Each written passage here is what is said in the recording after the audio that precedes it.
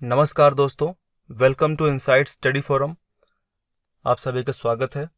आज के वीडियो में हम बात करने वाले हैं मुगल काल की, यानी मुगल पीरियड। और मुगल काल में हम बात करेंगे, आज हमारा फर्स्ट टॉपिक है बाबर। ठीक है, आज हम बाबर के बारे में संपूर्ण जानकारी देखेंगे कि कौन कौन से इम्पोर्टेंट एक्टिविटीज़ हुई हैं बाबर के समय में, यानी कौन कौन सी महत्वपूर्ण गतिविधियां हुई हैं बाबर के समय में। और हम जानेंगे कि बाबर ने किस तरीके से भारत में मुगल शासन स्थापित करने की कोशिश की और स्थापित किया। दोस्तों, यदि हम मुगल काल की बात करें तो मुगल काल को दो खंडों में, दो हिस्सों में विभाजित किया जाता है। सबसे पहला हिस्सा जो है उसको हम ग्रेट मुगल्स कहते हैं, यानी जो सबसे पहले वाले हिस्से को हम ग्रेट मुगल्स यानी महान मुगल कहते हैं। और जो दूसरा हिस्सा है उसको हम उत्तर मुगल यानी लेटर मुगल कहते हैं। यदि हम महान मुगल की बात करें तो महान मुगल में बाबर, उसके बाद हुमायूं, उसके बाद अकबर, उसके बाद जहांगीर, उसके बाद शाहजहां, उसके बाद औरंगजेब, यानी बाबर से लेकर के औरंगजेब तक जितने भी मुगल में शासक आए उनको हम ग्रेट मुगल्स कहते हैं, क्योंकि उन्होंने मुगल काल में सर्वाधिक अपना योगदान दिया है और मुगल काल को और मुगल्स को इम्प्रूव किया, मुगल्स का स्थापत्य काबिज किया। और इन शासकों के समय मुगल काफ़ी ज़्यादा विस्तार हुआ मुगल का हमारे भारत देश में, तो इसीलिए इनको हम ग्रेट मुगल्स कहते हैं, यानी महान मुगल शासक कहते हैं।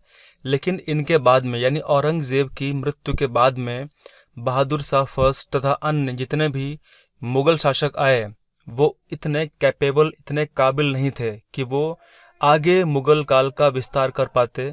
तो उनके बाद धीरे धीरे धीरे धीरे मुगल शासन कमज़ोर होता गया और अंततः मुगल शासन बहादुर शाह जफ़र के समय में समाप्त हो गया। तो बहादुर शाह जफ़र जो थे वो आखिरी मुगल बादशाह थे। दोस्तों, मैं आपसे क्वेश्चन पूछता हूँ, मुगल शासनकाल में ऐसा कौन सा बादशाह था, ऐसा कौन सा शासक था जो तख्ते तौस पर बैठने वाला अंतिम मुगल बादशाह था? ठीक है, दूसरा क्वेश्चन, तख्ते तौस को किसने बनवाया, मयूर सिंहासन को किसने बनवाया? चलिए हम बात करते हैं बाबर की। आप लोगों से निवेदन है कि आप लोग इस वीडियो को पूरा लास्ट तक ज़रूर देखिएगा ताकि आपके समझ में एक एक चीज़ आए, क्योंकि यहाँ से क्वेश्चंस आ सकते हैं। ठीक है, तो हम स्टार्ट करते हैं। बाबर। दोस्तों, सन 1494 में 12 वर्ष की उम्र में अपने पिता की मृत्यु के बाद बाबर ट्रांसोक्शियाना की एक छोटी सी जागीर फरगना की राजगद्दी पर बैठा। सेंट्रल एशिया यानी मध्य एशिया में उस समय बहुत ज़्यादा अस्थिरता थी और बाबर को अपने ही अभिजात वर्ग से विरोध का सामना करना पड़ा। बाबर समरकंद को जीतने के लिए समर्थ था, बाबर कैपेबल था कि वह समरकंद को जीते, लेकिन उसके पीछे हटने का कारण उसके कुलीन जो लोग थे, क्योंकि उन्होंने उसका साथ छोड़ दिया, तो इस वजह से बाबर पीछे हटा। इस स्थिति में उसे उज़्बेकियों के हाथों फरगना को हारना पड़ा। तो ये बाबर का डेवलपमेंट भारत के बाहर हो रहा है। अभी तक बाबर ने इंडिया में कदम नहीं रखा है, यानी भारत में बाबर के आने से पहले उसने बाहर जो जो गतिविधियाँ की उसके बारे में हमने बात की।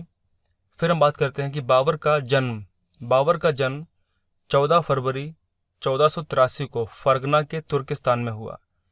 बाबर का वास्तविक नाम एग्जाम में आपसे वस्तुनिष्ठ प्रश्नों में पूछा जा सकता है, तो आप लोग ध्यान रखेंगे। बाबर का वास्तविक नाम क्या था? ज़हीरुद्दीन मोहम्मद बाबर था। उसके पिता का नाम क्या था? उमर शेख मिर्ज़ा। और उसकी माता का नाम क्या था? कुतलुग निगार खानम। ठीक है, आप ध्यान रखेंगे कि बाबर का वास्तविक नाम ज़हीरुद्दीन मोहम्मद बाबर, बाबर के पिता का नाम उमर शेख मिर्ज़ा और उसकी माता का नाम क्या था? कुतलुग निगार खानम। ठीक है, तो ये कुछ इंपॉर्टेंट बातें हैं जो ध्यान रखेंगे आप लोग।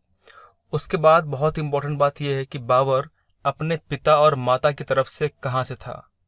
तो बाबर अपने पिता की ओर से तैमूर का वंशज था और अपनी माता की ओर से चंगेज खान का वंशज था। ठीक है, काफ़ी इंपॉर्टेंट बात है ये। उसके बाद समझते हैं, बाबर जब 12 वर्ष का था तब वह फरगना का शासक, यहाँ पे थोड़ा सा मिस्टेक हुई है, तब वह फरगना का शासक बना। उसके बाद बात करते हैं, बाबर को मध्य एशिया यानी सेंट्रल एशिया में शासन के शुरुआती काल में बहुत ही कठिन संघर्ष का सामना करना पड़ा। यह वह समय था जिस समय बाबर हिंदुस्तान की तरफ आने की योजना प्लानिंग कर रहा था। उसके बाद और अंततः बाबर ने 1517 में भारत की ओर आने का दृढ़ निश्चय किया। उस समय भारत की स्थिति अच्छी नहीं थी, क्योंकि भारत में शासनकाल में काफ़ी उथल पुथल मची हुई थी। यानी जो भारत में जो राजा थे वो आपस में लड़ रहे थे, और उस स्थिति का फ़ायदा उठा करके जो बाहर वाले आक्रांता थे उन लोगों ने भारत पर आक्रमण करने की योजना बनाई। यह समय बाबर के लिए काफ़ी अच्छा था, क्योंकि बाबर को भारत पर आक्रमण करने की योजना पर सोचने का समय मिला। जिस समय भारत में काफ़ी उथल पुथल थी, तो उस समय बाबर ने प्लानिंग कर ली कि उसको भारत में अटैक करना है। दोस्तों, बाबर को भारत में आक्रमण करने के लिए दौलत खान लोदी, जो कि के विस्तार भूभाग का सूबेदार था, और मेवाड़ के राजा राणा सांगा ने निमंत्रित किया। तो यहाँ से क्वेश्चंस बन सकते हैं ऑब्जेक्टिव में कि बाबर को भारत पर आक्रमण करने के लिए निमंत्रण किसने दिया। तो आप याद रखेंगे, दौलत खान लोदी, जो कि पंजाब के विस्तार भूभाग के सरदार थे, और मेवाड़ के राजा राणा सिंह यानी राजा राणा सांगा ने निमंत्रण दिया। लेकिन ये उनकी भूल थी। ठीक है, क्योंकि उनको लगता था कि बाबर भारत में आएगा और इब्राहिम लोदी के साथ में आक्रमण करेगा, अटैक करेगा, उसको डिफीट करके वापस चला जाएगा, लेकिन वापस नहीं गया। ये थोड़ी सी प्रॉब्लम हुई यहाँ पे। चलिए, उस समय दिल्ली सल्तनत का आखिरी सुल्तान इब्राहिम लोदी था, और राणा सांगा इब्राहिम लोदी के खिलाफ अधिकार जताने के लिए जोर आजमाइश कर रहे थे, और उत्तरी भारत में अपने प्रभाव का क्षेत्र बढ़ाने की कोशिश कर रहे थे। दोस्तों, 1519 और 1524 के बीच बाबर ने भारत में आक्रमण के लिए 4 प्रयास किए। अंततः बाबर और इब्राहिम लोदी के बीच 1526 में पानीपत में युद्ध हुआ। बाबर की सेना इब्राहिम लोदी की सेना से बहुत कम थी। बाबर की सेना लगभग 12,000 सैनिक थे। बाबर की सेना में लगभग 12,000 सैनिक थे, लेकिन इब्राहिम लोदी की सेना में 1 लाख सैनिक के आसपास थे। लेकिन उसके बावजूद भी पानीपत के युद्ध में इब्राहिम लोदी को बाबर ने हरा दिया, और उसी युद्ध में बाबर ने इब्राहिम लोदी को मार दिया। बाबर की जो सैन्य व्यवस्था थी बहुत ही श्रेष्ठ थी। ठीक है, और यही बाबर की पानीपत में जीत का कारण बना। बाबर ने इब्राहिम लोदी की सेना को 2 पंक्तियों से घेर लिया। बीच में उसके घुड़सवार ने तीरों से, और अनुभवी ऑटोमैन तोपचियों ने तोपों से आक्रमण किया। दोस्तों, यहाँ पे एक बहुत बड़ी बात यह है जो सामने आई कि जिस समय पानीपत का युद्ध चल रहा था, उस समय बाबर ने पहली बार तोपों का इस्तेमाल किया, और इब्राहिम लोदी को तोपों के बारे में और इब्राहिम लोदी के सैनिकों को तोपों के बारे में तथा बारूद के बारे में कोई जानकारी नहीं थी। तो उनके लिए ये एक नई चीज़ थी कि जिस तरीके से आक्रमण हो रहे थे, और एक फायर से उनके काफ़ी सैनिक घायल हो रहे थे। तो उनके 1 लाख सैनिक थे और बाबर के 12,000 सैनिक थे, तो वो 12,000 1 लाख पर भारी पड़े। बाबर ने इब्राहिम लोदी की सेना को 2 पंक्तियों से घेर लिया। बीच में उसके घुड़सवारों ने तीरों से तथा अनुभवी ऑटोमैन तोपचियों ने तोपों से आक्रमण किया। दोस्तों, पानीपत के युद्ध में इब्राहिम लोदी की सेना की बहुत बड़ी हार हुई और उसकी सेना के अधिकतम सैनिक मारे गए। अंततः युद्ध के मैदान में ही इब्राहिम लोदी की मृत्यु हो गई और इस प्रकार दिल्ली और आगरा पर बाबर का नियंत्रण कायम हो गया और लोदी की जितनी भी संपदा थी उस पर बाबर ने कब्जा कर लिया। उस संपत्ति को बाबर ने अपने सेनापतियों में और सैनिकों में बांट दिया। दोस्तों, उसके बाद में जो स्टोरी होती है वो सामने आती है राणा सांगा की। राणा सांगा को यह लगा कि बाबर युद्ध जीतने के बाद वापस काबुल चला जाएगा, लेकिन ऐसा नहीं हुआ। बाबर ने भारत में ही रहने का निश्चय किया और अपनी शक्ति को बढ़ाने का, विस्तार करने की योजना बनाई। और ऐसी बहुत सी बातें हुई जिससे बाबर के खिलाफ अन्य राजाओं ने बगावत करना शुरू किया, खासकर राजपूत राजाओं ने, और उनमें से सबसे प्रथम थे राणा सांगा। जितने भी राजपूत थे उन्होंने मेवाड़ के राजा राणा सांगा के नेतृत्व के अधीन अपनी शक्ति को एकजुट करने में लगे हुए थे और मुगल सेनाओं को भारत से खदेड़ना चाहते थे। हालांकि अफगान लोगों को पानीपत के युद्ध में हार का सामना करना पड़ा था, लेकिन अभी भी उनकी सेना उत्तर प्रदेश के पूर्वी भागों, बिहार, बंगाल में शक्तिशाली बनी हुई थी और वह अपनी खोई हुई शक्ति को पुनः स्थापित करना चाहते थे। मेवाड़ के राजा राणा सांगा बहुत बड़ी संख्या में राजपूत राजाओं का समर्थन प्राप्त करने में सफल रहे और उनमें से प्रथम थे जालौर, सिरोही, डूंगरपुर अंबर के मेड़ता इत्यादि के राजा, और उसके बाद चंदेरी के मेदिनी राय, मेवात के हसन खान और सिकंदर लोदी के छोटे बेटे महमूद लोदी ने अपनी सेनाओं का समर्थन राणा सांगा को दिया और उसके बाद में फिर युद्ध हुए। दोस्तों, 4 इंपॉर्टेंट युद्ध हुए, 4 महत्वपूर्ण बैटल हुई और उन चारों बैटल में बाबर की विजय हुई। उन चारों युद्धों में बाबर ने सभी सेनाओं को हराया। तो कौन कौन से युद्ध हुए थे? आपके एग्जाम में यहाँ से क्वेश्चंस आने के चांस बहुत रहते हैं। तो हम बात करते हैं बाबर के युद्ध यानी बैटल्स ऑफ बाबर। दोस्तों, यहाँ पे आपसे ईयर एग्जाम में पूछ सकता है ऑब्जेक्टिव क्वेश्चन में कि किस वर्ष युद्ध हुआ, बैटल वो किस किस के बीच, कौन कौन सा बैटल हुआ और वो किस किस के बीच बैटल हुआ। तो यहाँ पे सबसे पहले हम बात करेंगे, जो सबसे पहला युद्ध हुआ वो हुआ 20 अप्रैल, ठीक है, 20 अप्रैल 1526 को, जो फर्स्ट बैटल ऑफ पानीपत था, यानी पानीपत का पहला युद्ध था जो इब्राहिम लोदी और बाबर के बीच लड़ा गया, लेकिन इसमें बाबर जीता। दूसरा था 17 मार्च 1527 को, ये था बैटल ऑफ खानवा, यानी खानवा का युद्ध था। इसमें राणा सांगा और बाबर के बीच युद्ध लड़ा गया, इसमें विजयी हुआ बाबर। उसके बाद तीसरा युद्ध था 29 जनवरी 1528 को, चंदेरी, बैटल ऑफ चंदेरी का युद्ध हुआ, जो मेदिनी राय और बाबर के बीच युद्ध कंडक्ट हुआ, इसमें भी बाबर जीता। उसके बाद इस सीरीज में जो चौथा और आखिरी बैटल था वो था 5 मई 1529 को युद्ध हुआ और ये युद्ध घाघरा का युद्ध यानी बैटल ऑफ घाघरा था। तो घाघरे के युद्ध में बाबर ने अफगान सैनिकों को, ईस्टर्न अफगान को हरा दिया।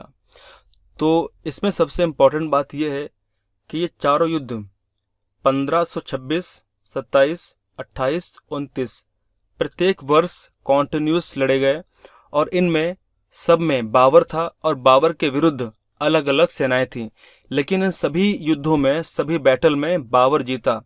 तो आप इसको शॉर्ट ट्रिक से याद कर सकते हैं। कैसे? पा ख च घा। आप ध्यान रखेंगे पाक चघा, ठीक है, पा ख च घा, पा ख च घा, पा ख च घा, पाक चघा। पा का मतलब पानीपत, खा का मतलब खानवा, चा का मतलब चंदेरी और घा का मतलब घाघरा, ठीक है। तो 26, 27, 28, 29 पा ख च घा, ठीक है। चलिए, और सब में बाबर जीता। पानीपत वाले में इब्राहिम लोदी था, खानवा वाले में राणा सांगा थे, चंदेरी वाले में मेदिनी राय और घाघरा के युद्ध में अफगान थे। चलिए बात करते हैं आगे। दोस्तों, खानवा के युद्ध में राणा सांगा के विरुद्ध बाबर ने जिहाद की घोषणा की। ठीक है, जिहाद की घोषणा की और युद्ध को जीतने के बाद उसने गाजी की उपाधि धारण की। दोस्तों, जिहाद की बात करें तो जिहाद एक प्रकार से धर्म युद्ध होता है। और यदि हम कुरान शरीफ की बात करें तो कुरान शरीफ में जिहाद का इस्तेमाल लगभग 41 टाइम्स हुआ है, 41 बार किया गया है। गाजी की अगर बात करें तो गाजी एक सम्माननीय उपाधि है जो एक मुस्लिम किसी गैर मुस्लिम शासक के साथ युद्ध करने में युद्ध के दौरान धारण कर सकता है। बाबर की उदारता के कारण लोग उसे कलंदर कहा करते थे। बाबर ने पानीपत के युद्ध में सर्वप्रथम तोपों का उपयोग किया था। उसके बाद बात करते हैं, बाबर ने लोदियों के विरुद्ध एक बहुत ही विशिष्ट युद्ध नीति का उपयोग किया था। तो बाबर ने लोदियों के विरुद्ध तुगलमा युद्ध नीति का प्रयोग किया था और पानीपत के प्रथम युद्ध में इसका इस्तेमाल किया गया था। पानीपत के युद्ध में बाबर का सफलता का राज उसका तोपखाना था जो उस्ताद अली तथा मुस्तफ़ा के द्वारा संचालित किया जा रहा था। बाबर ने अपनी आत्मकथा तुजुक बाबरी तुर्की भाषा में लिखी। ठीक है, बाबर ने अपनी आत्मकथा तुजुक बाबरी किस भाषा में लिखी? तुर्की भाषा में लिखी, क्योंकि बाबर की जो मातृभाषा थी, बाबर की जो मदर टंग थी, वो तुर्की थी। बाबर ने अपनी आत्मकथा में 5 मुस्लिम शासक तथा 2 हिंदू राज्यों का वर्णन किया और वह 2 हिंदू राज्य मेवाड़ तथा विजयनगर थे। ठीक है, बाबर ने हिंदू राज्य जो मेवाड़ और विजयनगर थे दोनों का वर्णन अपनी आत्मकथा में किया। बाबर ने राजा कृष्णदेवराय को, जो कि विजयनगर साम्राज्य के शासक थे, भारत का सबसे शक्तिशाली शासक बताया। अकबर के समय में तुजुक बाबरी का अनुवाद फारसी भाषा में अब्दुल रहीम खाना द्वारा किया गया, जिसे बाबरनामा के नाम से जाना जाता है। और जैसा हम जानते हैं कि बाबर की जो मातृभाषा थी वो तुर्की थी। दोस्तों, बाबर ने पद्य में एक नवीन शैली मुबैयान लिखा जो मुस्लिम कानून की पुस्तक कही जाती है। बाबर द्वारा पद्य रचनाओं का संकलन दीवान में किया गया है। ठीक है, बाबर का सेनापति मीर बाकी था जिसने बाबरी मस्जिद का निर्माण अयोध्या में करवाया था और जो मसला अभी हल हुआ है। बाबर की मृत्यु 26 दिसंबर 1530 को हुई और शुरुआत में उसके मृत शरीर को यमुना नदी के किनारे आगरा में आराम बाग में दफनाया गया, लेकिन उसके बाद में उसकी इच्छा के अनुसार, क्योंकि बाबर की जो इच्छा थी कि उसके शरीर को काबुल में दफनाया जाए, तो बाद में उसकी इच्छा के अनुसार उसके मृत शरीर को काबुल स्थानांतरित किया गया और वहां पे उसको दफनाया गया। तो बाबर का जो मकबरा है वो वर्तमान में काबुल में स्थित है। तो दोस्तों, ये थे कुछ इम्पोर्टेंट इंफॉर्मेशन अबाउट बाबर। ये बाबर के विषय में कुछ इम्पोर्टेंट जानकारी थी। तो मैं उम्मीद करता हूँ कि यहाँ से क्वेश्चंस आ सकते हैं, तो आप इजीली अब लिखने के लिए योग्य हैं। दोस्तों, इसके बाद में फिर हम हुमायूं और अकबर, जहांगीर, शाहजहां के बारे में बात करेंगे। ठीक है, thank you very much. Like, share and subscribe. Thank you, thanks for listening. Thank you.